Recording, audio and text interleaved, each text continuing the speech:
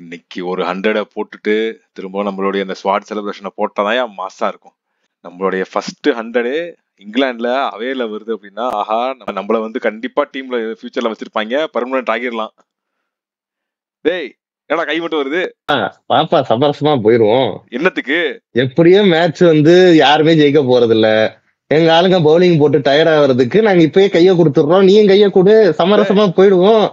First கைய கையில வைக்கிட்டு மேல வாடா நீ. ஏன்னா 150 ஓவர் ஆடி 600 சொச்ச ரன் அடிச்சிங்கல்ல, அப்போ எங்களுக்கு எல்லாம் டயர்ட் ஆகல. நாங்க ஒரு 100 ரன் நாங்க கிட்ட நெருங்குறப்போ உங்களுக்கு ரொம்ப கஷ்டமா இருக்குதோ? ஜடேஜா உனக்கு இது நியாயமா இருக்காடா? இவன் ஹாரி புரூக் போட்டுதான் நீ செஞ்சுரி அடிக்கணும்னு இருக்குதாடா? நீ ஹாரி புரூக் போட்டாலும் சரி, நீ ரிட்டையர் ஜிம்மி ஆண்டர்சன் போட்டாலும் சரி, 100 தான்டா. இன்னைக்கு நாங்க 100 அடிக்காம போற மூட்ல இல்ல. நீ போய் பவுலிங்க போடு. வணக்கம் மக்களே. வணக்கம் மக்களே. அதாவது ஒரு சில மேட்சஸ், ஒரு சில ஃபார்மேட்ஸ் எல்லாம் வந்து இந்த டிராவே வந்து வின்னு மாதிரி இருக்கும். அது வந்து டெஸ்ட் ஃபார்மேட்ல தான் மட்டும் தான் நடக்கும். அதுவும் ஒரு சில மேட்சஸ்ல தான் வந்து அது நடக்கும். இது என்னப்பா போய் டிரா தாப்பா ஆச்சு, என்னமோ வின் பண்ண மாதிரி இவ்வளவு பேசுறாங்க அப்படின்ற மாதிரி சில பேர் சொல்றதுக்கு வாய்ப்பு உண்டு. ஆனா அந்த டிரா ஆக்குறதுக்கு ஒரு டீம் 5 செஷனா பேட்டிங் ஆடணும், 4 விக்கெட் விட்டு 5 செஷனா பேட்டிங் ஆடிக்காங்கன்னா இட்ஸ் ஆல்மோஸ்ட் ஈக்குவல் டு வின்ன்ற மாதிரி தான் இருக்குது. So India versus England fourth test. ஆமா, ஃபர்ஸ்ட் ஓவர்ல எனக்கு தெரிஞ்சு 0-2. ஆமா. சோ அந்த India versus England fourth test. So அது வந்து முடிஞ்சிருக்குது. அடுத்து இன்னும் கொஞ்சம் 3 நாள்ல பாத்தீங்க அப்படின்னா ஃபிஃப்த் டெஸ்ட் ஆரம்பிக்க போகுது. சோ இப்போதைக்கு 2-1 நம்ம பிஹைண்ட்ல தான் இருக்கோம். பட் இந்த ஃபோர்த் டெஸ்ட் நிறைய நாட்களுக்கு பேசப்படக்கூடிய ஒரு டெஸ்டா இருந்திருக்கு. சோ அதுல நம்ம இந்தியா என்ன நல்ல விஷயங்கள்லாம் பண்ணிருக்காங்க, என்ன மோசமான விஷயங்கள் நடந்திருக்கு. இங்கிலாந்து சைட்ல இருந்து நிறைய ரெக்கார்ட்ஸ், எஸ்பெஷலி பார்த்தோம் அப்படின்னா ஜோ ரூட் பயங்கரமான ரெக்கார்ட்ஸ் எல்லாம் வந்து படைச்சிக்கிட்டு இருக்காரு. சோ அவர் ஒரு பக்கம், பென் ஸ்டோக்ஸ் ஒரு பக்கம், அதுக்கப்புறம் கடைசியில இந்த ஹேண்ட் செக் சம்பவங்கள், சோ இதெல்லாம் வந்து ஒரு பக்கம் நடந்துகிட்டு இருக்கு. எல்லாத்தையும் பத்தி இந்த வீடியோல வந்து பேச போறோம். சோ ஃபர்ஸ்ட் வந்து இந்தியா பத்தி தான் ப்ரிடாமினண்டா பேச போறோம். அதை இங்கே சொல்லிக்கிறோம். இந்தியாவுடைய பாசிட்டிவ்ஸ் அதை வந்து நம்ம பேசுவோம். ஃபர்ஸ்ட் வந்து அப்படியே இந்த 2 இன்னிங்ஸ்லயும் என்னென்ன பாசிட்டிவா இருந்துச்சு அப்படி பேசிடலாம். ஒரு பிளேயர் கூட போலாம். ரோல்ஸ் ராயல்ஸ் கிளாசி ராகுல். வாங்க அவரை பத்தி தனியா ஒரு வீடியோ போடலாம்டா. எனக்கு வந்து அவரை பத்தி இன்னும் நிறைய எல்லாரும் பேசணும்னு தோணுது. ஏதோ ஒரு இதுல மறைஞ்சு போயிடுறாரு. இப்ப ஜடேஜா சுந்தர்ல மறைஞ்சிட்டாரா, இல்லனா கில்லோட 200ல மறைஞ்சு போயிடுறாரா, இப்ப ஏதோ ஒரு இதுல மறைஞ்சுக்கிட்டே இருக்காரு அவரு.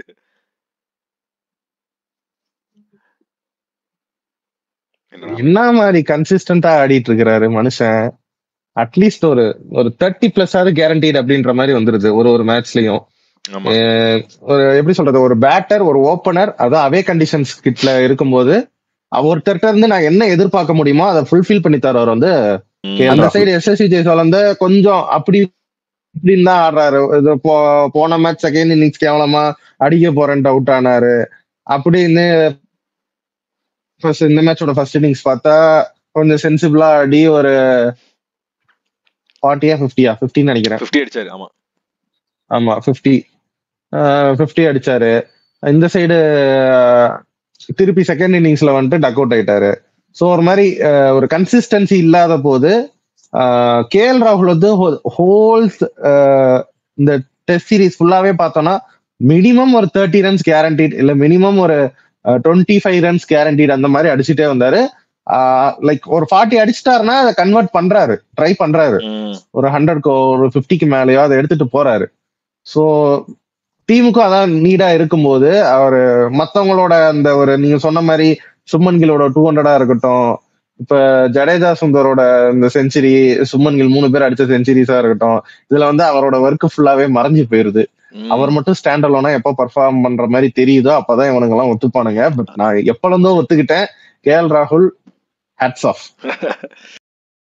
கேஎல் ராகுல் எப்படின்னா அவருக்குன்னு பார்த்தா அப்படின்னா அந்த அவுட் ஆன பால் எப்படி சறுக்குன்னு உள்ள வாங்கி வச்சு பத்தியா 90ல ஆடிட்டு இருந்தாரு. அந்த மாதிரி பால் ஒரு நல்லா அது எதுவுமே சொல்ல முடியாது. அவர் மேல தப்பு, அந்த பால் இப்படி ஆடி இருக்கலாம் அப்பெல்லாம் எதுவுமே சொல்ல முடியாது. அவ்வளவு சூப்பரான டெலிவரி ஃப்ரம் பென் ஸ்டோக்ஸ். அது ஒரு மாதிரி பாவமா இருந்துச்சு. என்னடா இவ்வளவு கஷ்டப்பட்டு 2-3 செஷனா ஆடிட்டு தான் ஒரு 100 அடிக்கலாம் வேடா அப்படின்ற மாதிரி இருந்துச்சு. பட் இந்த சீரீஸ்ல அதாவது நம்ம ரோஹித் கோலி ரிட்டையர் ஆனதுல வந்து நம்ம வந்து ரொம்ப பயங்கரமா வருத்தப்பட்டோம், சரி என்னடா போயிட்டாங்களே அப்படின்ற மாதிரி. ஆனா அது இந்த காயத்துக்கு ஒரு மருந்து போடுற மாதிரி ஒரு சூப்பரான விஷயம், சந்தோஷமான விஷயம்னா கேஎல் ராகுலுக்கு அந்த ஓப்பனிங் பொசிஷன் பெர்மனண்டா கிடைச்சது. நம்ம அப்பையில இருந்தே சொல்லிட்டு தான் இருந்தோம். அதை வந்து அப்படியே தக்க வச்சுக்கிட்டு மனுஷன் சூப்பரா ஆடிக்கிட்டு இருக்காரு. முக்கியமா என்ன அப்படின்னா அந்த நியூ பால்ல அந்த ஷைனை எடுக்கிறது இருக்குல்ல, அது வந்து ரொம்ப முக்கியம். அதுதான் கஷ்டமா இருக்கும். ரொம்ப நிறைய டெஸ்ட் மேட்சஸ்ல பார்த்தா அப்படின்னா ஃபர்ஸ்ட் இன்னிங்ஸ்ல அந்த ஃபர்ஸ்ட் ஃபியூ ஹவர்ஸ் வந்து ரொம்ப கஷ்டம். விட்டு விட்டு விட்டு விட்டு ஆடணும். அந்த டெம்பர்மெண்ட் வந்து கேஎல் ராகுலுக்கு ரொம்ப நிறைய இருக்குது. அந்த டிஃபென்ஸ் வந்து சூப்பரா இருக்குது.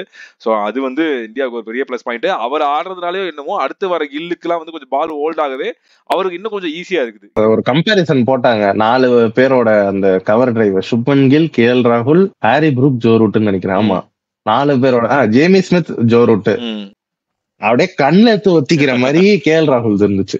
மத்த எல்லாருக்கும் ஏதோ ஒண்ணு இன்னும் கொஞ்சம் பர்ஃபெக்டா இருக்கலாமே, இன்னும் கொஞ்சம் பர்ஃபெக்டா இருக்கலாமே இருந்தது. கேஎல் ராகுலுக்கு ஐயோ அப்பா என்ன மாதிரியான ஒரு கிளாஸ் இருக்குது அவர்கிட்ட. அந்த ஷாட் ஆடும் போது அவ்வளவு சூப்பரா இருந்தது. அதே மாதிரி இன்னொரு பக்கம் ஜெய்ஸ்வால், எஸ் அவருடைய கேமே அதுதான், பட்டாபாக்கியம் படாட்லிய கேம் தான். எஸ் சில வந்து கொஞ்சம் மோசமான ஷாட்ஸ்லாம் இருக்கு. ஆனா சில டைம் வந்து அப்படி கச்சக்குன்னு வாங்கிட்டு போகுது, ஒன்னும் பண்ண முடியாத பால்ல வந்து அவுட் ஆகிற மாதிரி இருக்குது. ஸோ அவரு எஸ் கொஞ்சம் கொஞ்சம் அங்கங்க கன்சிஸ்டன்டா இருக்காரு. பட் இன்னும் கொஞ்சம் இம்ப்ரூவ் பண்ணணும் அவர் ஒரு பக்கம். பட் பெருசா அவர் குறை சொல்ல முடியாது. அதுக்கப்புறம் பார்த்தா அப்படின்னா நம்பர் 3 சாய் சுதர்சன். நான் சொன்ன சேஞ்ச் வந்துச்சா? வந்துச்சுதான். ஆனா ஃபர்ஸ்ட் இன்னிங்ஸ்ல ஒர்க் அவுட் ஆயிடுச்சு. ஃபர்ஸ்ட் இன்னிங்ஸ்ல 20ல இருக்கும் போதே அவுட் ஆயிருக்க வேண்டியது. அபிமன்யேஸ்வரன் உள்ள இருக்கிறானுங்க. இல்ல இல்ல அவ்வளவு இதா பண்ண மாட்டாங்க எனக்கு தெரிஞ்சு. ஆனா ஃபர்ஸ்ட் இன்னிங்ஸ்ல அந்த 20லயே வந்து அதாவது சாய் சுதர்ஷனுக்கு லெக் சைட் ட்ராப் நல்லா வைக்கிறாப்ல பென் ஸ்டோக்ஸ். ஒரே மாதிரி தான் அவுட் ஆறாப்ல. இந்த ஃபர்ஸ்ட் இன்னிங்ஸ்ல 20 ரன்ல அவுட் ஆயிருக்க வேண்டியது ரொம்ப மோசமா போயிருக்கும். அந்த இதுல கேட்ச விட்டதுனால, அதுக்கப்புறம் ஜேம்ஸ் ஸ்மித் கேட்ச விட்டதுனால அங்கிருந்து ஒரு 60 ரன் அடிச்சாரு. அடுத்தது பார்த்தா அப்படின்னா நம்ம கோச் எப்படி அவுட் ஆனாரோ அதுக்கு ஒரு திரும்ப ஒரு ரீப்ளே காட்டுற மாதிரி இருந்துச்சு. கம்பீர் மாதிரியே நானும் அவுட் ஆகி காட்டுறேன்ற மாதிரி அப்படி அடிக்கிற மாதிரி போய் பேட் எடுத்தாப்புல ஒரு மோசமான ஷாட். அதுல நம்ம மீதி எல்லாரையும் கூட நான் வந்து அவுட் ஆனது நம்ம குறை சொல்ல முடியாது பெருசா. ஆனா இவரை கண்டிப்பா நான் குறை சொல்லுவேன். அந்த 2வது இன்னிங்ஸ்ல அவுட் ஆனது கண்டிப்பா நான் குறை சொல்லுவேன். அது ஃபர்ஸ்ட் இன்னிங்ஸ்ல இது பண்ணது லெக் சைட் டிராப் தான். லெக் சைட்ல ஆளு பின்னாடி நிக்க வச்சுதான் கரெக்டா அந்த ஷோல்டருக்கு நேரா கரெக்டா ஒரு பவுன்சர் போட்டுக்கிட்டே இருக்கான். அது கரெக்டா அதுல வந்து டிராப்ல மாட்டி தான் அவுட் ஆனாப்ல. அந்த பிளான் நல்லா தெரிஞ்சது. அதுதான் மோசமான விஷயம் சாய் சுதர்ஷன் ஆடுறது. அத காட்டிலும் பட் அவர் பேட்டிங் எனக்கு ரொம்பவே பிடிச்சிருந்தது. நல்லா ஆடினாரு. அந்த டிராப் சான்ஸ் விட்டாலுமே மத்த அதை யூட்டிலைஸ் பண்ணி அதை 50-ஆ கன்வெர்ட் பண்ணும்போது அவர் சூப்பரா ஆடிட்டு இருந்தாரு. பவுண்டரிஸும் நல்ல லைக் ஒரு கனெக்ஷனோட அடிச்சாரு. மிஸ் ஷாட், மிஸ் டைம் ஷாட்ன்ற மாதிரி எதுவும் இல்லாம பியூரா கிளாஸ் ஆடிட்டு இருந்தாரு. பட் அந்த கிரீஸ்ல இருக்கிற டைமை இன்னும் கொஞ்சம் எக்ஸ்டெண்ட் பண்ணிட்டு அவரை இன்னும் கொஞ்சம் ஃப்ரீயா ஆட விடணும். அவரே ரொம்ப ஏதோ ரெஸ்ட்ரிக்டடா ஆடுற மாதிரி இருக்குது கொஞ்சம் பாக்குறக்க. சோ அவர் கொஞ்சம் அந்த ஒரு இன்னுமே அந்த டெபு ஃபீல்ல இன்னும் அந்த நர்வஸ்னஸ்ல இருக்கிறாரான்னு தெரியல. மேபி அடுத்த மேட்ச் சான்ஸ் கிடைக்கும் போது அதை நல்லா யூட்டிலைஸ் பண்ணி இந்த மாதிரி இந்த நர்வஸ்னஸ் எல்லாம் இல்லாம அழகா ஆடி தரணும். நல்லாதான் ஆடுறாரு. எனக்கு தெரிஞ்சு கருண் நாயருக்கு ஃபார் பெட்டர்ன்னு தான் நான் சொல்லுவேன். அப்படிதான் தோணுது. பட் அன்பார்ச்சுனேட் ஃபார் கருண் நாயர். அதுக்கப்புறம் அப்படியே பார்த்தா அப்படின்னா நம்பர் 4க்கு வந்துருவோம். டப்புனு போயிடுவோம். நம்பர் 4 வந்து கேப்டன். ஃபர்ஸ்ட் இன்னிங்ஸ் அதாவது கடைசி 3 இன்னிங்ஸ் போன மேட்ச்ல 2 இன்னிங்ஸும் சரி, இந்த மேட்ச்ல ஃபர்ஸ்ட் இன்னிங்ஸும் சரி லைட்டா பால் திரும்பினாலே ஆள் வந்து கொஞ்சம் ஆட்டம் காட்டுறாப்ல ஒரு மாதிரி தான் இருக்குது. சுப்மன் கில் என்னடா இது பிளாட் ட்ராக்ல மட்டும் தான் ஆடுவாப்ல போல அப்படின்ற மாதிரி நினைச்சிட்டு இருக்கப்போ கஷ்டமான ரொம்ப ரொம்ப கஷ்டமான சிச்சுவேஷன்ல வந்தாப்ல. இங்கிலாந்து போலர்ஸ் சூப்பரான கான்ஃபிடன்ஸ் இருந்தாங்க, பயங்கரமா போட்டாங்க. அதுல டிஃபரன்ஸ் கேம்ன்ற மாதிரி ஆயிடுச்சு. ஆமா அப்படிதான் இருந்துச்சு. அப்படி இருக்க ஒரு சிச்சுவேஷன். அதுல இருந்து வந்து ஒருத்தன் 100 அடிக்கிறான் அப்படின்னா அந்த அது எனக்கு தெரிஞ்சு எனக்கு கடைசி இந்தியன் பேட்டர் டு ஸ்கோர் 100 இந்த பிட்ச்ல வந்து இதுக்கு முன்னாடி சச்சின். அதுக்கப்புறம் எனக்கு தெரிஞ்சு அது 8 வருஷத்துக்கு முன்னாடி 10 வருஷத்துக்கு முன்னாடி அது. இப்போ வந்து சுப்மன் கில், அதுக்கப்புறம் தான் Jadeja and Sundar. So first அதை பண்ணது வந்து இங்க வந்து கில்லு தான் இந்த ஓல்ட் ட்ராஃபோர்ட் கிரவுண்ட்ல. சோ இது வந்து அது வந்து ஒரு பெரிய பெரிய பெரிய பாசிட்டிவ் ஃபார் கில். அவருக்கு இன்னும் பயங்கர கான்ஃபிடன்ஸ் கொடுக்கும். ஏன்னா நம்ம வந்து போன டைம் பேசிட்டு இருக்கப்போ என்னன்னா இவர் வந்து நிறைய வாய் விட்டுட்டு அந்த ப்ரெஷர் இவர் மேலே போட்டுட்டு அவர் கேம்ல வந்து கான்சன்ட்ரேஷன் போயிடுது அப்படின்ட்டு. பட் இந்த டைம் அதெல்லாம் எதுவுமே பண்ணவே இல்லை. அவருடைய ஓன் கேம்ல கான்சன்ட்ரேட் பண்ணாரு. அதனால தான் அந்த 100 வந்துச்சு. So very good Shubman Gill. அதே மாதிரி சீரீஸுமே எப்படி சொல்றது, சீரீஸ்லயே அதிக ரன்ஸ் அப்படின்ற மாதிரி இப்ப அவர் வச்சிருக்கிறாரு. Like highest run score by an Indian இந்த சீரீஸ் லிஸ்ட்ல வந்து 4th பிளேஸ்ல இருக்கிறாரு. இல்ல இந்தியன்ல வந்து செகண்ட் பிளேஸ்ல இருக்காரு. சுனில் கவாஸ்கர் செகண்ட் இவர் இருக்காரு. பட் ஓவராலா பார்த்தா அப்படின்னா டான் பிராட்மன் நினைக்கிறேன் அவர் இருக்காருன்னு நினைக்கிறேன். இந்த மேட்ச்ல எப்படியும் கிராஸ் பண்ணிடுவாப்ல எனக்கு தெரிஞ்ச அடுத்த மேட்ச்ல. So very good Shubman Gill. அவர்கிட்ட வந்து நெகட்டிவ்ஸ் இருக்குது, அது வந்து கேப்டன்சில இருக்கு. நம்ம அது வந்து அப்புறமா நெகட்டிவ்ல பேசுவோம். அடுத்தது பார்த்தா அப்படின்னா நம்மளுடைய ஸ்பைடி. இவர் வந்து ஸ்பைடின்னு சொல்றதா இல்ல கம்பேக் நாயகன் சொல்றதா இல்ல வந்து விடாமுயற்சி நாயகன் சொல்றதா இப்படி எப்படி வேணா சொல்லலாம். மனுஷன் வந்து ஒரு கட்டத்துல உயிர் போற நிலைமையில இருந்து கம்பேக் கொடுத்தாரு. இப்போ கால்ல அடிபட்டு காலே ஃபுட்பால் மாதிரி வீங்கி போனதுக்கு அப்புறம் அங்க இருந்து திரும்ப வந்து ஒரு 20 ரன் 30 ரன் அடிச்சா பத்தியா, அது வந்து வேற லெவல். அது வந்து கம்பேரே பண்ண முடியாது, மத்த எஃபர்ட்ஸ்க்குலாம் கம்பேரே பண்ண முடியாது. So, அந்த அளவுக்கு ஒரு ஆமா. சூப்பரான batting from Rishabh Pant. Like அது சல்யூட் அப்படின்ற மாதிரி தான் சொல்லணும். நான் அப்படி கால் வந்து இதுக்கு முன்னாடி நான் கேள்விப்பட்டது வந்து புரோக்கன் ஹேண்டோட கிரேமி ஸ்மித் வந்து உள்ள சவுத் ஆப்பிரிக்காவுக்கு ஆடி கொடுத்தாரு.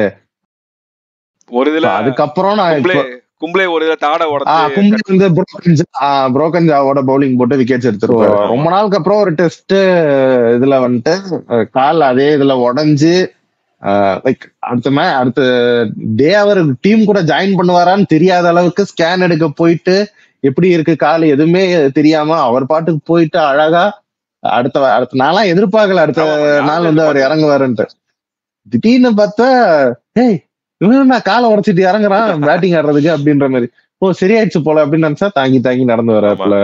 ஓடல ரன்ஸ், சிங்கிள்ஸ் ஓடல, ஷாட்டுமே ஃப்ரண்ட் ஃபுட் வைக்கிறதுக்கு ரொம்ப பயந்து வச்சுட்டு இருந்தாரு. பட் ஃபுட் ஒர்க்கே போடாம ஒரு 4 6 1 ரெண்டுமே சூப்பரா இருந்தது.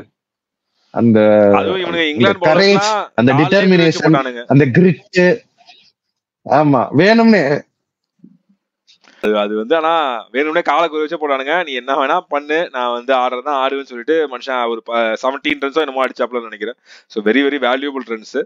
ஸோ ரிஷப் பண்ட் அந்த ஒரு தைரியத்துக்காக அவருமே எனக்கு தெரிஞ்சு 350 200 நினைக்கிறேன் இந்த சீரீஸ்ல. சோ அவர் இவ்வளவு கன்சிஸ்டன்டா இருப்பானு யாருமே எதிர்பார்க்க மாட்டாங்க. 100 அடிப்பாரு அது வரைக்கும் இருப்பாருன்னா எதிர்பார்க்கல. பட் 100 அடிச்சிருக்காரு, சூப்பர், அவரும் வேற லெவலு. அண்ட் அதுக்கப்புறம் அப்படியே பார்த்தா அப்படின்னா ஜடேஜா ஸ்பின் டியூவோ ரெண்டுமே பேசலாம், ஜடேஜா அண்ட் வாஷிங்டன் சுந்தர். ஒரு காலத்துல அஸ்வின் அண்ட் ஜடேஜா வந்து நீ நானு வேற இல்லடா அந்த மாதிரி இருந்தாங்களோ அது மாதிரி இப்போ வந்துட்டு வாஷிங்டன் சுந்தரும் ஜடேஜாவும் இருக்காங்க. ஏன் இந்த வாஷிங்டன் சுந்தரம் வந்து பவுலிங்ல யூஸ் பண்ண மாட்டாங்க அதிகமானு தெரியல. பட் பேட்டிங் அவரு பிரிச்சுட்டாரு. ஃபர்ஸ்ட் இன்னிங்ஸ் 20 சம்திங் தான் அடிச்சாரு. பட் செகண்ட் இன்னிங்ஸ் அவருக்கு ஒரு ப்ரொமோஷன் கிடைச்சது. ரிஷப் பண்ட் அங்க ஆட முடியலன்ற போது ரிஷப் பண்டோட இடத்துல இவர் இறங்குற மாதிரியான ஒரு சுச்சுவேஷன் வரும்போது அதை நல்லா கேபிட்டலைஸ் பண்ணி யூஸ் பண்ணி அவரோட மெய்டன் செஞ்சுரியே எடுத்தாரு. அந்த இன்னிங்ஸ் ஸ்பெசிபிக்கா அவர் அந்த 100 அடிச்ச இன்னிங்ஸ் பாத்தீங்கன்னா அவ்வளோ காமன் கம்போஸ்டா அந்த சைடு ஜடேஜா கூட ஒரு பார்ட்னர்ஷிப்பை பில்ட் பண்ணிட்டு எங்கெங்கெல்லாம் லூஸ் பால்ஸ் கிடைக்குதோ அதை மட்டும் பவுண்டரிஸ் அடிச்சுட்டு எவ்வளோ எப்படி சொல்றது லைக் கிரீஸ்ல நான் இருக்கணும், இந்த மேட்ச் டிரா ஆகணும், நான் கிரீஸ்ல இருக்கணும்ன்ற மாதிரி அவ்வளோ டிஃபென்சிவா ஆடினாரு. சூப்பரா இருந்துச்சு பார்க்கவே. இந்த AB de Villiers and Hashim amla ஒரு இந்தியா கூட ஒரு நாக்கு ஆடி இருப்பாங்க, 47 ரன் அடிச்சிருப்பாங்க 257 பால் ஆடி. பட் ரியலா எனக்கு தெரிஞ்ச அந்த மாதிரி ஆடினது வந்து வாஷிங்டன் சுந்தர் தான் நான் சொல்லுவேன். அதே மாதிரி எங்கெங்க விக்கெட் வேணுமோ அங்கேயும் பிரேக் த்ரூ கொடுத்தாரு. டக்குன்னு ஒரு 2 விக்கெட் இவர் தான் எடுத்திருந்தாரு. சோ அந்த அதாவது இங்கிலாந்து மாதிரியான ஒரு பிட்ச்ல அவ்வளவு பெருசா டர்ன் கிடைக்காத ஒரு பிட்ச்லயும் இவர் வந்து அவ்வளவு கிளீனா போட்டுட்டு இருக்காரு. ஜடேஜா லைக் அவரும் வந்து ரொம்ப கன்சிஸ்டன்டா இருக்காரு. நம்ம வந்து ஒரு பக்கம் ஓப்பனிங்ல கேஎல் பேசணும் அப்படின்னா எண்ட்ல வந்துட்டு அந்த ஒரு கொலாப்ஸ் நடக்கிறப்போ அது அப்படியே சரிவை வந்து அப்படியே பிடிச்சி நிறுத்துறது வந்து ஜடேஜா தான். அவருடைய சின்ன சின்ன கான்ட்ரிபியூஷன்ஸ் ஒரு 50s 60s 4th இன்னிங்ஸ்ல இது வரைக்கும் இந்த சீரீஸ் ஃபுல்லா அவுட்டே ஆகல. இந்த நடந்ததுல அது ஒரு இன்ட்ரெஸ்டிங்கான ஸ்டாட் ஒன்று பார்த்தேன். 4th இன்னிங்ஸ்ல அவுட்டே ஆகல. நியர்லி எனக்கு தெரிஞ்சு 109 பாயிண்ட் சம்திங் ஆவரேஜ் வச்சிருக்காரு இந்த சீரீஸ்ல. அவரு highest average among all the batsman. So அப்படி இருக்கப்போ சூப்பர் பேட்டிங் வந்து எங்கேயோ தூக்கிட்டு போயிட்டாப்ல. பவுலிங் எஸ் அஃப்கோர்ஸ் இன்னும் கொஞ்சம் நிறைய எதிர்பார்க்கிறோம், நிறைய ஓவர்ஸ் போடுறாரு. பட் விக்கெட்ஸ் பெருசா விட மாட்டேங்குது. அஃப்கோர்ஸ் ஸ்பின்னுக்கு வந்து அசிஸ்டன்ஸ் பெருசா எதுவும் இல்லை. ஆப்போசிட்ல இங்கிலாந்து பிளேயர்ஸ்க்குமே அப்படிதான் இருக்குது. பட் வந்து மேபி இன்னும் கொஞ்சம் அவருடைய அந்த சீனியாரிட்டி இன்னும் கொஞ்சம் யூஸ் பண்ணலாமோன்னு வந்து பவுலிங்ல இன்னும் கொஞ்சம் தோணுது. இந்த இடத்துல நான் மிஸ் பண்றது பார்த்தா அப்படின்னா நான் அக்ஷர் பட்டேல் நான் மிஸ் பண்றேன். அவர் வந்து இன்னும் சூப்பரா போடுவாரு. லைக் இங்கிலாந்து வந்து இந்தியாவுக்கு வந்த போது சீரீஸ்ல அவர் நல்லா சூப்பரா போட்டுருந்தாரு. 3 மேட்சோ 4 மேட்ச் தான் டோட்டலா 38 விக்கெட் எடுத்து போட்டாரு. 28 எடுத்து போட்டாரு.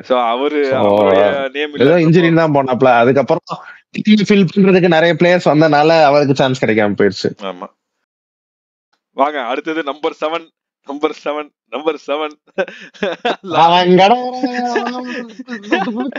என்ன சார் லாட போய் இப்படி வந்து தவறா பேசிட்டீங்க நீங்க? ஏத்துஸ்டா லாடு நமக்கு தாஸ்டாராவே. அதாவது இந்த ஒரு பொசிஷன் தான் வந்து எதுக்கு இருக்கு என்னத்துக்கு இருக்குன்னே தெரியாம அங்கிட்டு போயிட்டு வந்துகிட்டு இருக்குது. அதாவது எனக்கு சுல்தாக்கும் நல்லா விளையாடுறாரு போறாரு வர்றதை தாண்டி அவருக்கு நீங்க ஆப்பர்ச்சுனிட்டியே கொடுக்கல. எனக்கு அதுதான் எனக்கு தோணுது. எனக்கு அதுல நான் கில் மேலதான் நான் குறை சொல்லுவேன். அப்கோர்ஸ் அவரும் மோசமா தான் போடுறாரு, 6 ரன்ஸ் போறாரு. பட் வந்து 5 ஓவர் தான் கொடுக்குறீங்க, இல்ல 10 ஓவர் தான், ஒரு டோட்டல் டெஸ்ட் மேட்ச்லயே 10 ஓவர் தான் போறாரு, 15 ஓவர் தான் போடுறாருன்னா அப்புறம் எதுக்கு பவுலிங்க்கு எதுக்கு அவரு? அதுக்கு நீங்க த்ரூ ஜுரல்ல உள்ளார ஆகிட்டு போயிடலாமே அப்படின்ற மாதிரி தான் இருக்குது. இதே வேலைய த்ரூ ஜுரல் பேட்டிங்காகவும் பவுலிங்க்கு வந்துட்டு உள்ள நீங்க குல்தீப் யாதவ் எடுத்திருந்தா கூட நீங்க விக்கெட் மலமலன்னு சரிச்சிருந்திருக்கலாம். எடுத்துதான் கூட இல்ல எடுத்திருக்கணும்.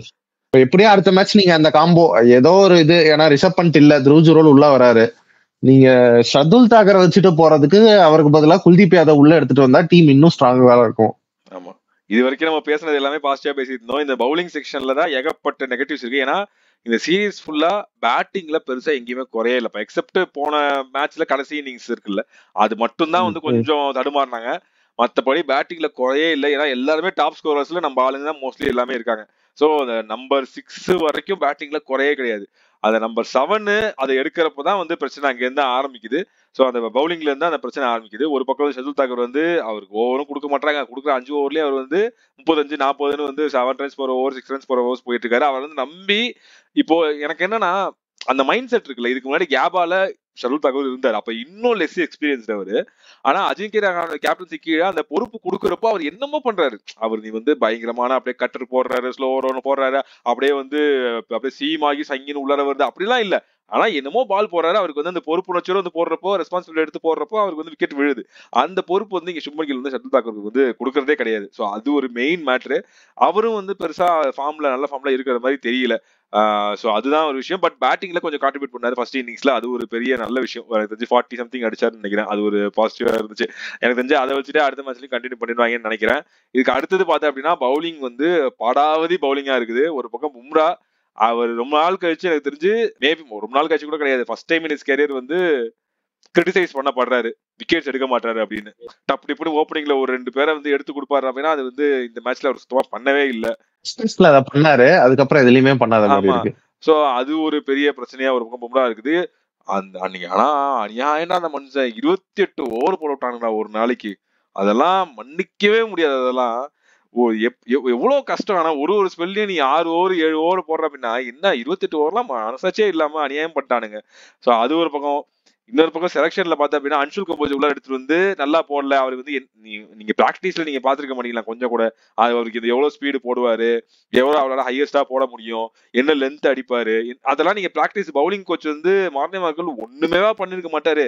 உள்ளார கொண்டு வரப்பே சரி இவனால இந்த ஸ்பீட்ல போட முடியும், அதனால வந்து அவனை இந்த ஃபேஸ் ஆஃப் தி இன்னிங்ஸ்ல நீங்க வந்து யூஸ் பண்ணிக்கலாம், இல்ல இந்த பவுலர் கூட கம்பைன் பண்ணி யூஸ் பண்ணிக்கலாம், இந்த பேட்ஸ்மேன் வரப்ப யூஸ் பண்ணலாம், இப்படி ஏதாவது சொல்லி தானே உள்ளார அனுப்பிச்சிருப்பாங்க.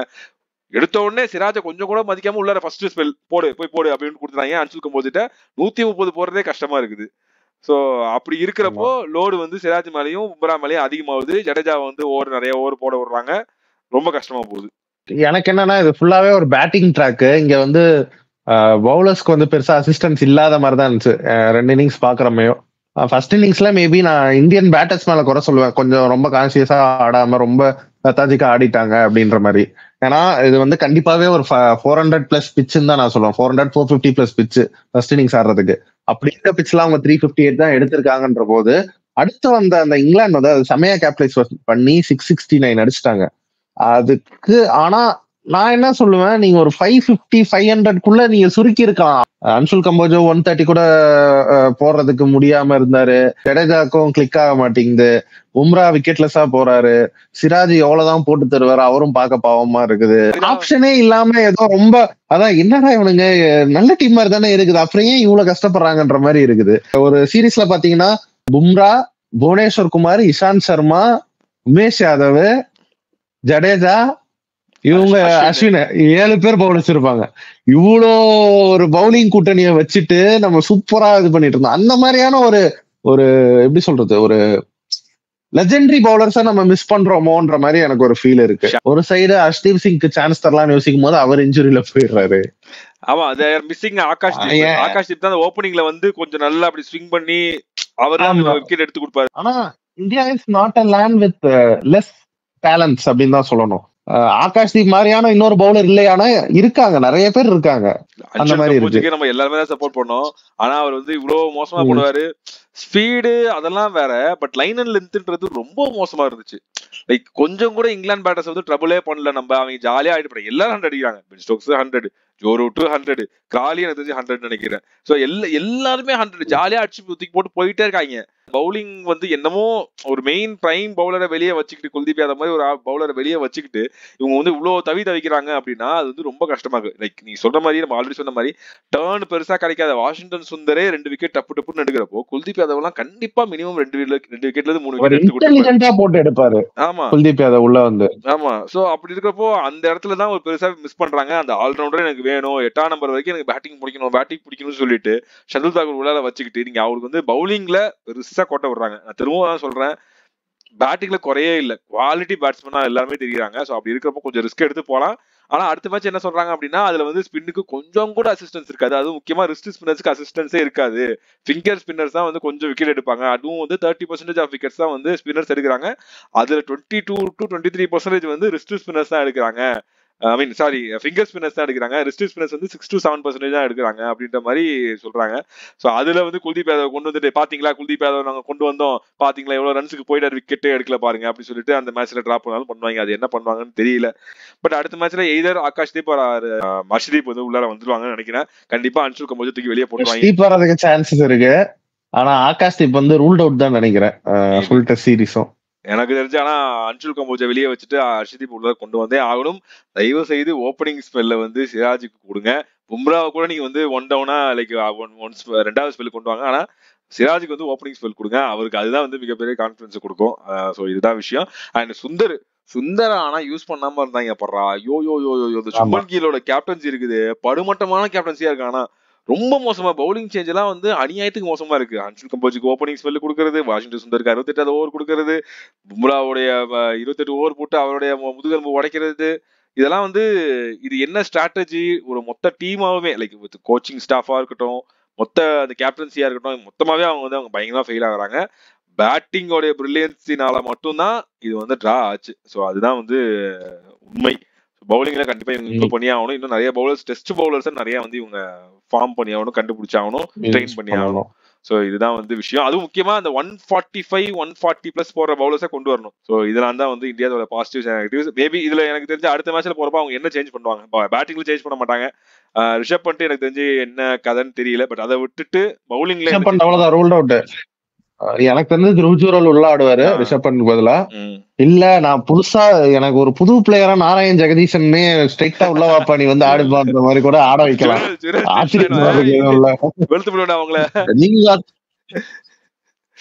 சோ பவுலிங்ல என்ன சேஞ்ச் பண்ணுவாங்க? எனக்கு என்னன்னா ஒரு சில கேள்வி இருக்குது. பும்ரா ஆடுவாரா மாட்டாரா? அன்சுல் கம்போஜ் ஆடுவாரா மாட்டாரா?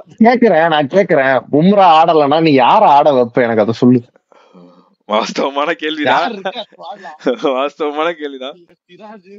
இருப்பாரு கூட வந்துட்டு அன்சுல் கம்போஜ், பிரசித் கிருஷ்ணா, ஹர்ஷதீப்.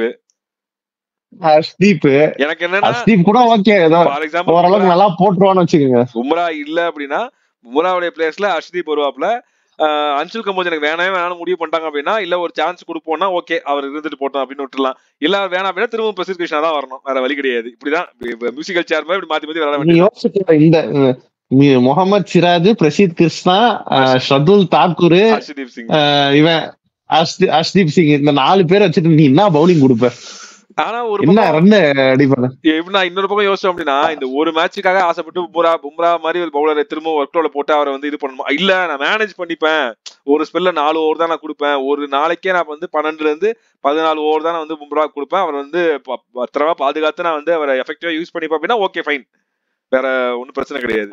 என்ன கேட்டா பெஸ்டா என்ன இருக்கும்னா, if Harshdeep Singh is fully fit, he should come in place of Anshul Kamboj. So எப்படி இருக்கும்னா, என்னோட ஸ்பியர் அட்டாக் வந்து பும்ரா, சிராஜ், ஹர்ஷ்தீப், இந்த 3 பேர் தான் பேசஸ். இது இல்லாம உனக்கு பேசஸ் வேணும்னா மேபி நீ வேணும்னா ஷர்துல் தாக்கூரை உள்ள எடுத்துக்கோ. இல்ல அப்படின்ற மாதிரி நீ ஃபீல் பண்ணனா எடுத்துக்கோ. இல்லனா வேற வழி இல்ல, நீ குல்தீப் யாதவ் எடுத்தா எனக்கு பெட்டர்னு தான் தோணுது.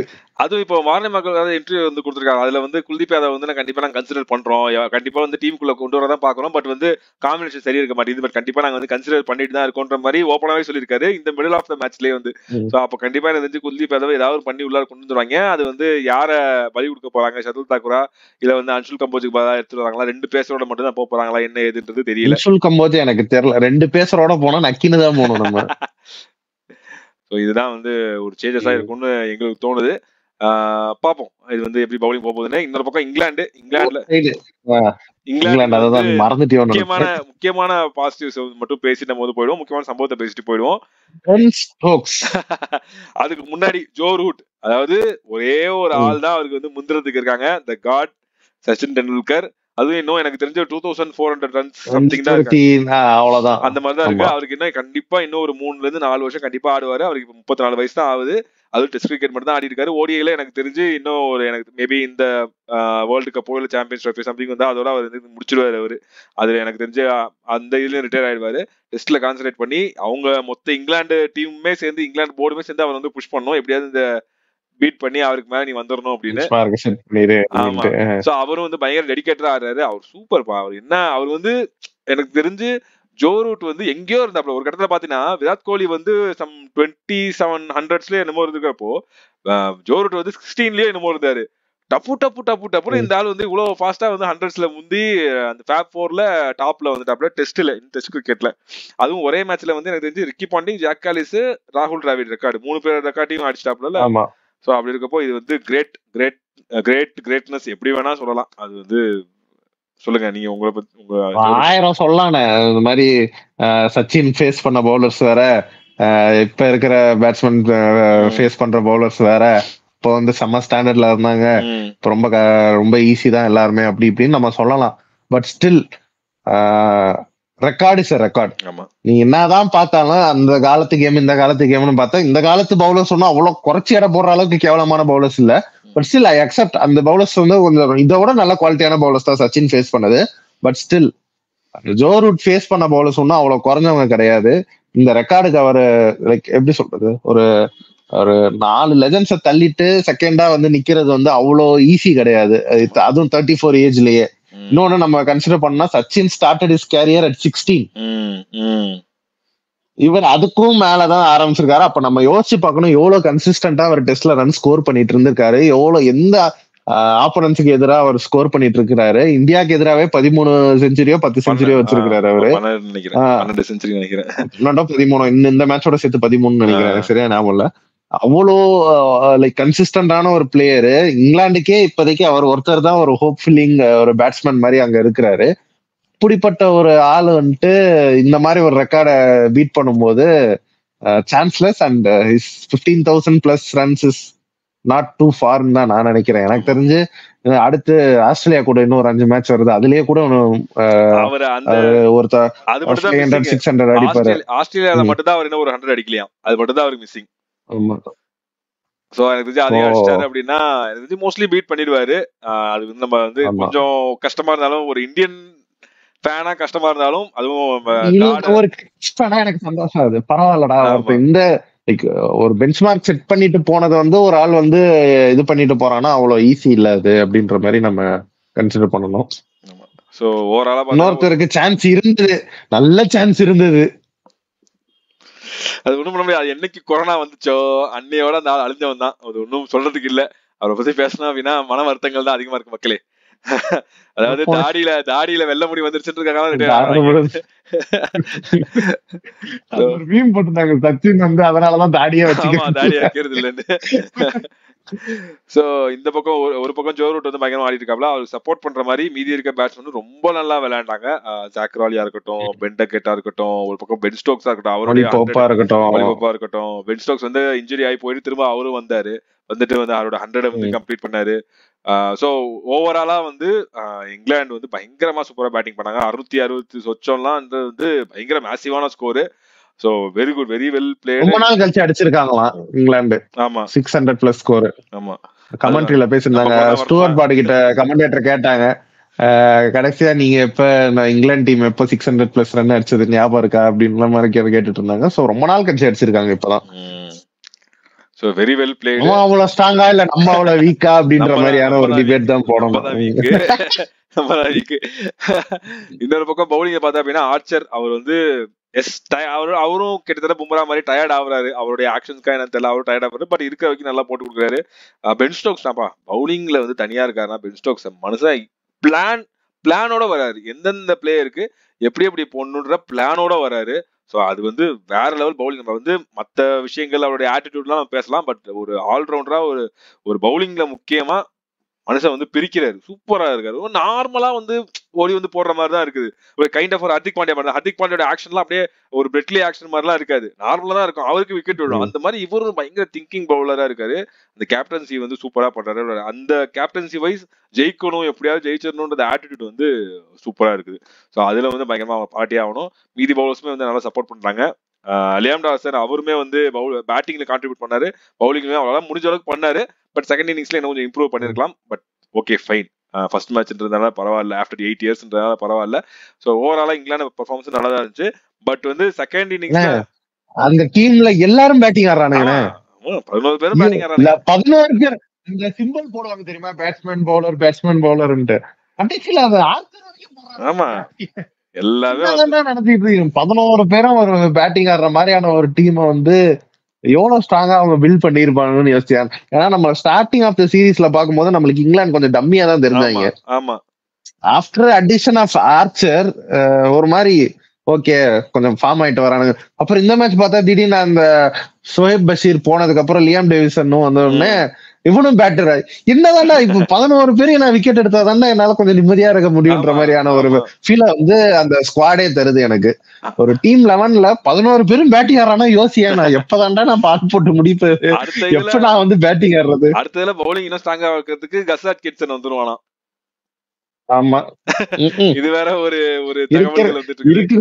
சமாளிக்க முடியல இவனுங்க வேற. அதனால அந்த ஆள் வந்து இன்னும் பவுலிங் சூப்பரா பவுலிங் போடுவாப்ல. சோ அடுத்த டெஸ்ட் மேட்ச் இன்னும் மோசமா இருக்க போகுது. கடைசியா வந்து நம்ம ஸ்டார்டிங்ல நம்ம இதை பத்தி பேசிட்டோம். பட் வந்து அந்த ஹேண்ட் ஷேக் விஷயம், அதை பத்தி லைட்டா கொஞ்சம் வேர்ட்ஸ் பேசிட்டு நம்ம அப்படியே முடிச்சுக்கலாம். சொல்லுங்க, அந்த ஹேண்ட் ஷேக்கை பத்தி நீங்க என்ன நினைக்கிறீங்க? இது வந்து என்ன பொறுத்த வரைக்கும் பென் ஸ்டோக்ஸ் பண்ணது தப்பு. ஆமா, இதே இங்கிலாந்து பிளேயர் எவனோ ஒருத்தன் இப்படி இருக்கிறான், திடீர்னு சுமன் கில் வந்து கையை கொடுக்க வந்தா நீ ஒத்துப்பியா? தப்புனே. ஒரு ஓகே இப்படியே டிரா போகுது. இவங்க ஒரு 40ஸ்ல இல்லைன்னா ஒரு 60ஸ்ல 2 பேர் இருக்கிறாங்கன்னா கூட ஓகே, நீ கை போய் கொடுக்கறதுல ஒரு அர்த்தம் இருக்குது. இன்னும் ஒரு 1 hour ஆஃப் பிளே தான் இருக்குது மிச்சம், அதனால நீ இது பண்ணிக்கலாம் அப்படின்ற மாதிரி இருக்கும். ஆனா ஒருத்த வந்து 80ஸ்ல இருக்கான், இன்னொருத்த வந்து 90ஸ்ல இருக்கான் அப்படின்ற போது அவன் செஞ்சுரி அடிக்க பாப்பானா என்னதான் அது அவனுக்கு ரெக்கார்டு தான், பர்சனல் ரெக்கார்டு தான் செஞ்சுரின்றது. ஒரு ட்ரிபிள் டிஜிட் ஸ்கோரு, அதுவும் அவே ஃப்ரம் இந்தியா அப்படின்ற போது எல்லாருக்குமே அது கர்வம் தான், பெருமை தான். அப்படி இருக்கும்போது நீ வந்துட்டு அதை இது பண்ற மாதிரி ரொம்ப சீப்பா வந்து இல்ல எங்க பவுலர்ஸ் எல்லாம் டயர்ட் ஆயிட்டாங்க, இதுக்கெல்லாம் எங்களால இது பண்ண முடியாது, ஹேண்ட் ஷேக் பண்ணிட்டு நம்ம டிரா பண்ணிக்கலாம் மேட்ச அப்படின்ற மாதிரி போறது வந்து it's not good and healthy too. அதாவது ஒரு கிரிக்கெட் ஸ்போர்ட்ஸ்மேன்ஷிப்ன்ற மாதிரியான ஒரு விஷயம் பார்க்கும்போது தப்பு. இன்னொன்னு சரி, அதை யோசிக்காம நீ வந்து கை கொடுக்குற, அவன் சொல்றான் நான் டிக்ளைன் பண்றான், எனக்கு வேணாம், நான் செஞ்சுரி அடிச்சுட்டு இது பண்றேன்னு. அதை அக்செப்ட் பண்ணிக்கிறதுல உனக்கு என்ன அவ்வளோ திமிரு? நீ எதுக்கு ஒரு 3 பேரை கூட்டு சேர்த்துக்கிட்டு ஆரி ப்ரூக் பால்ல தான் நீ செஞ்சுரி அடிக்கணுமா இருக்குமா அப்படின்லாம் எதுக்கு நீ கேட்கணும்? இதுல பெண்டக்கெட் ஒரு சைடு, அந்த சைடு சாக்ட்ராலி ஓலி போப்புன்னு அது நாலா பக்கமும் உட்காந்து கேட்டுக்கிட்டு இருக்கிறானுங்க. செஞ்சுரி தான் 2 பேரும் ஒன்னும் 40-50 ரன் அடிக்கணும்லாம் இல்ல, ஒருத்தன் 15 ரன்னு இன்னொருத்தன் 10 ரன்னு இவ்வளவுதான் இருந்துச்சு. இந்த ஒரு 35 ரன்னு 25 ரன்னு வந்து அடிக்கிறதுக்கு நீ விட மாட்டியா? உன் மேல உள்ள மரியாதை போச்சல அப்படின்ற மாதிரிதான் இருந்துச்சு. அதுதான் சொன்ன மாதிரி வெல் வித் தி ரூல்ஸ் தான். அதாவது ஹேண்ட் ஷேக் நீ பண்ண வர்றதுன்றது வெல் வித் தி ரூல்ஸ் தான், நீ கேக்குறது தப்பே கிடையாது. இதே மாதிரி அவங்க நெக்லெக்ட் பண்ணா நீங்க கண்டினியூ பண்ணணும்ன்றதும் வெல் வித் தி ரூல்ஸ் தான். அதேதான். அதை விட்டுட்டு சின்ன புலத்தரமா போயிட்டு நீ அவன் பால்ல தான் 100 அடிக்க போறியா, இவன் பால்ல தான். நீ யோசிச்சு பாரு, இன்னொரு 5 வருஷம் கழிச்சு ஜடேஜா வாஷிங்டன் சுந்தர் 100 அடிச்சான்னு தான் இருக்குமே தவிர அவன் வந்து ஹாரி ப்ரூக் பால்ல வந்து தூக்கி 6 அடிச்சான் 100 அடிச்சான் யாரும் பேச போறது கிடையாது. அப்படியே அதை ஞாபகம் வச்சிருந்தாலும் பென் ஸ்டோக்ஸ் தான் அசிங்கமா பேசுவாங்க. இந்த ஆள் பாடுறா சில்லற புலத்தனமா நடந்துக்கிட்டான் பாடுறா அப்படின்ற மாதிரி. அது அவ்வளோ எக்ஸ்டெண்ட் பண்ணி அந்த விஷயத்தை எடுத்துட்டு போகணுன்றது அவசியமே கிடையாது. கை கொடுத்தியா வேணான்ட்டானா சரி ரைட் விடு பரவாயில்ல, சரி நீ அடிச்சுக்கோ பரவாயில்ல அப்படி சொல்லிட்டு பவுலிங் நீ வந்து வேற யார் நீ சொல்லாம கூட ஹாரி ப்ரூக் பவுலிங் கொடுத்துருக்கலாம். ஆனா சொல்லி ஹாரி ப்ரூக் பவுலிங்ல தான் அப்ப நீ வந்து உன் டீம் தான் அசிங்கப்படுத்துற. போய் இவன் பால்ல நீ 100 அடிக்கணும் அப்படின்ற மாதிரி உன் டீம் தான் அசிங்கப்படுத்துற. ஜோ ரூட்டுக்கு அதுக்கு பவுலிங் கொடுத்த. ஸோ அது வந்து தேவையில்லாத விஷயம். ஸோ அவங்க மரியாதையை அதாவது ஜெயிக்கிறதுக்கு எவ்வளோக்கே வேணா இறங்குவாங்க இவங்க, இல்ல தோல்வியை அக்செப்ட் பண்ணாம போறதுக்கு இவங்க எவ்வளவு கீழே வேணா இறங்குவாங்கன்றதுக்கு இது ஒரு எக்ஸாம்பிள். ஒரு பக்கம் ஆஸ்திரேலியாக்கானுங்க அப்படிதான் சாண்ட் பேப்பர் வச்சு பண்ணிட்டு இருந்தாங்க. இப்ப இவனுங்க வந்து இவ்வளவு ஹேண்ட் ஷேக் வச்சு இவ்வளவு கேவலமா பண்ணிட்டு இருக்கானுங்க. விட்டா கீழே உட்காந்து புரண்டு அழுவானுங்க போல. அந்த அளவுக்கு இழவு வீட்டுல பொம்பளையும் கூட அழுவ மாட்டாங்கடா, இந்த அளவு அழ மாட்டாங்க. அந்த மாதிரி இந்த அளவு அழுகுறானுங்க. சோ இது மோசமான ஒரு நல்லா முடிஞ்சிருக்க வேண்டிய ஒரு மேட்ச் கொஞ்சம் லைட்டா கொஞ்சம் சொதப்பிடுச்சு. பட் ஸ்டில் நம்ம ஆளுங்க சூப்பரா விளையாண்டாங்க. ஹாரி ப்ரூக் ஒண்ணு பண்ணா பாருங்க, இது ஜடேஜா செஞ்சுரி அடிச்சுட்டான் ஃபர்ஸ்ட். அடிச்சோடனே வாஷிங்டன் சுந்தர் கை கொடுக்க போனா தலைவர் சூப்பர்ப்பா அப்படின்னு ஜடேஜாவோட செஞ்சுரி செலிப்ரேட் பண்ண போயிட்டான். கை தர மாட்டான் அவன் சும்மாவா. ஸோ இது வந்து மொத்த டீமுக்குமே பயங்கரமான ஒரு பூஸ்ட் கொடுக்கும். பயங்கரமான ஒரு மொமெண்டத்தோட எனக்கு தெரிஞ்சு அடுத்த மேட்ச்ல வந்து இந்தியா வருவாங்க. அதை எப்படியாவது கேபிடலைஸ் பண்ணிக்கணும். நல்ல இப்பவே சூடு பிடிச்சிச்சு பாத்தீங்களா? என்னாச்சு? கிரவுண்ட் ஸ்டாஃப் கிட்ட சண்டை போட்டுருக்காரு கௌதம் கம்பீர். கம்பீர் ஐயா